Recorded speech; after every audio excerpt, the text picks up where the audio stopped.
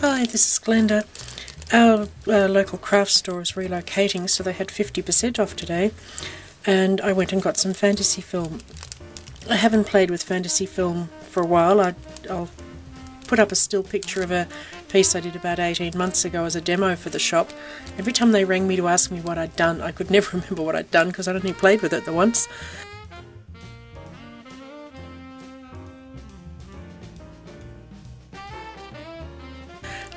So anyway, I got some and thought I'll play with it again.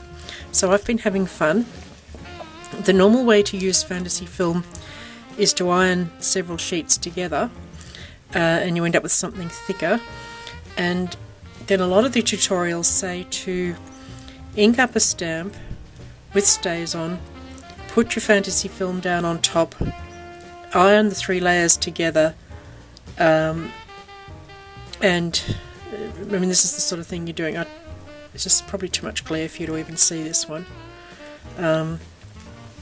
But this is the sort of thing you get when you do that.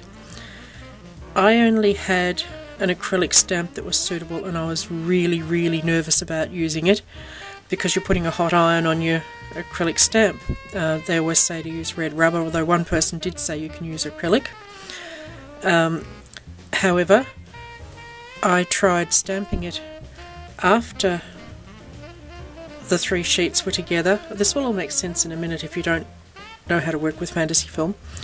And honestly, I cannot see the difference. You may get a little bit of an imprint doing it the other way, but for the sake of my stamp, I think I will keep doing it this way.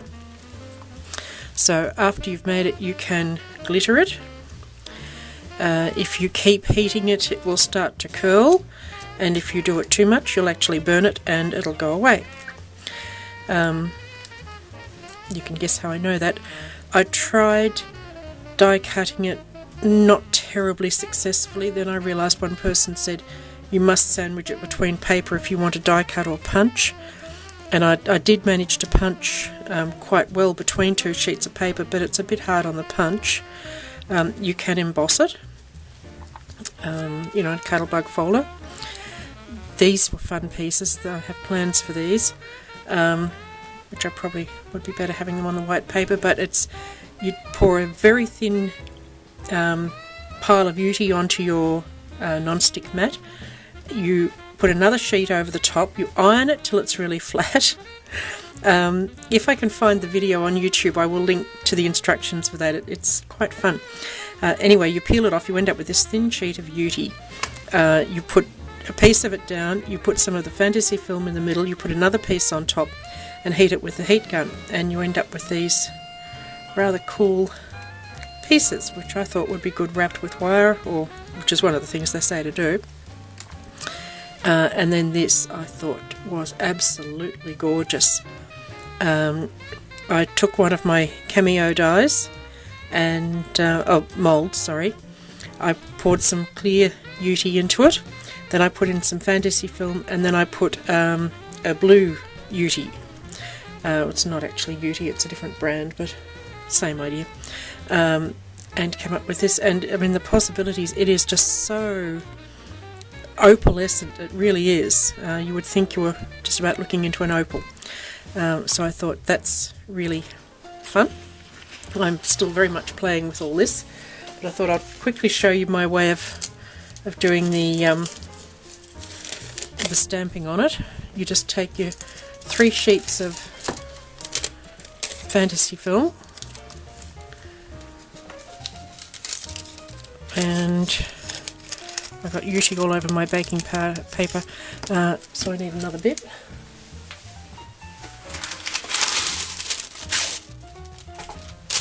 Yeah, one girl said to use your non-stick mat between your fantasy film and your iron, but the whole point of a non-stick mat is that it doesn't conduct the heat, and she was ironing forever and ever, and I thought that's crazy. So anyway, you just want an iron with no steam, so here's my craft iron.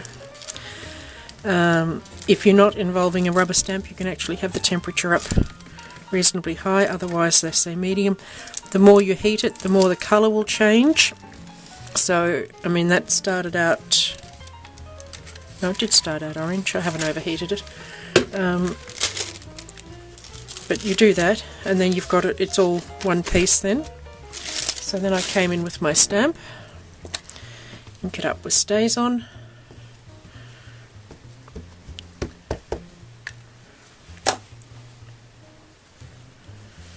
Stamp it on.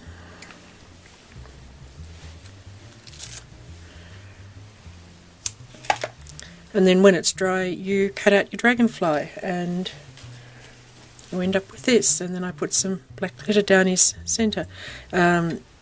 Depending on the stamp you've got, you can pick out bits and, you know, do the wings of your butterfly with glitter. There's a number of YouTube videos on doing it. They're all getting on a bit because this is an old product that we tend to forget about. So anyway, if you have some of that in your stash, dig it out and play with it, use it up. It is fun. It's not an overly cheap product. That's why I was quite pleased getting it at, I mean, it was old stock and then it was at half price. But it has possibilities. So I will probably do another stage where I've played a little bit more. But I think that's a whole lot easier than trying to worry about inking your stamp, putting the layers on, putting your baking paper and ironing. As I say, with an acrylic stamp, that was just too nerve-wracking for me. They were quite expensive stamps.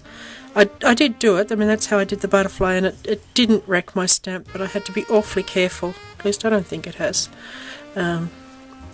So anyway, stay tuned for a possible stage 2. Thanks for watching.